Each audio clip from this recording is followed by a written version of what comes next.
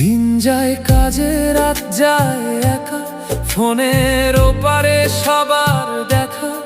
টাকার জন্য সবকিছু ছাড়া, মনটা শুধু দেশে পড়া।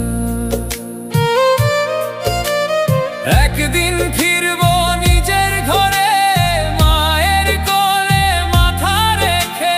এই স্বপ্নটাই বাঁচিয়ে রাখে প্রবাস জীবনের প্রতিটা রাতে। প্রবাস জীবনের এই গল্প, চোখে জমে অশ্রু ব্যথা। হাসির আড়ালে লুকানো